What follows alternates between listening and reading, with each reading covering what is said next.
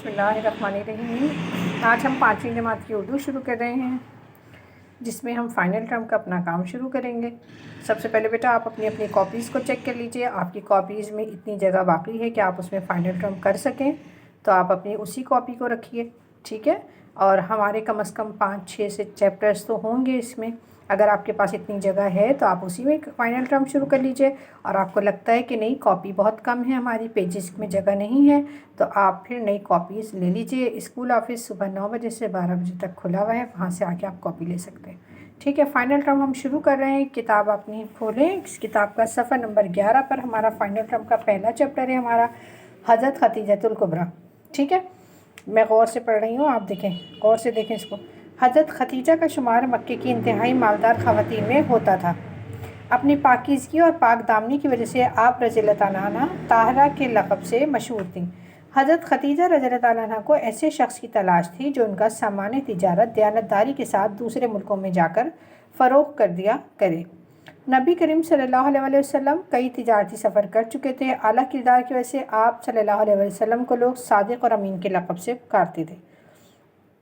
Be be Khadija کو نبی پاک صلی اللہ علیہ وسلم کی سچائی ایمانداری کا علم ہوا، تو آپ نے تجارتی سامان کی فروخت کے لیے انہوں نے آپ صلی اللہ علیہ وسلم سے درخواست کی، جسے آپ نے قبول فرما لیا۔ جب رسول صلی اللہ علیہ وسلم تجارت کا مال لے کر ملک شام جانے لگے تو حضرت خدیجہ رضی اللہ تعالیٰ عنہ نے اپنے غلام میسرہ کو ساتھ روانہ کر دیا اور تاکید کی کہ سفر اور تجارتی لین دین کے دوران جو کچھ وہ دیکھے اس کی تفصیل آ کر بتائے۔ جب نبی کریم صلی اللہ علیہ وسلم تجارتی سفر سے واپس تشریف لائے تو غلام نے تجارت میں منافع خوشخبری کے ساتھ حضرت خدیجہ کو رسول اللہ صلی اللہ علیہ وسلم کی بہترین اخلاق اور دیانتداری کا حال بھی سنایا۔ حضرت خدیجہ کو آپ صلی اللہ علیہ وسلم کی شرافت اور دیانت کا اندازہ تھا۔ اب غلام کے بیان سے اس کی تصدیق بھی ہو گئی، چنانچہ آپ نے رسول صلی اللہ علیہ وسلم کی خدمت میں نکاح کا پیغام بھجوایا۔ رسول اللہ صلی اللہ علیہ وسلم کے چچا حضرت ابو طالب نے یہ پیغام قبول فرما لیا۔ اس طرح حضرت خدیجہ رضی اللہ تعالیٰ عنہ کی شادی نبی کریم صلی اللہ علیہ وسلم سے ہو گئی۔ اس وقت آپ صلی اللہ علیہ وسلم 25 برس کے تھے، جبکہ بی بی خدیجہ کی عمر 40 برس کی تھی۔ شادی کے بعد حضرت خدیجہ رضی اللہ تعالیٰ عنہ نے اپنی باقی زندگی رسول اللہ صلی اللہ علیہ وسلم کی انتہائی خدمت میں گزاری۔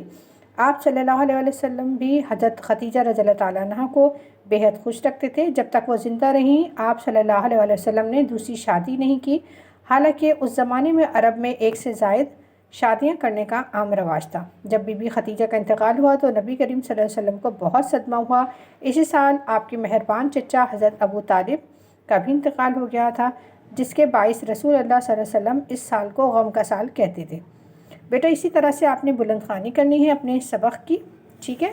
اس کے بعد بلند خوانی کے بعد آپ اپنا کاپیز کے اندر جو میقات آخر یا فائنل ٹرم کا ٹائٹل پیج بنائیں گے، حضرت خدیجۃ الکبریٰ کا بھی ٹائٹل پیج بنائیے گا، ایک صفحہ کاپی میں خوش خطی کیجیے گا، اور ان تمام اسباق کے الفاظ معنی کتاب کے آخر میں دیے گئے ہیں، وہاں سے الفاظ معنی کر لیجیے گا۔ یعنی کاپی کے اندر آپ کو ایک صفحہ خوش خطی کرنی ہے اور الفاظ معنی کرنے اس سبق سے، ٹھیک ہے۔ باقی کام ہم انشاءاللہ اگلی ویڈیو میں کریں گے۔ اللہ حافظ۔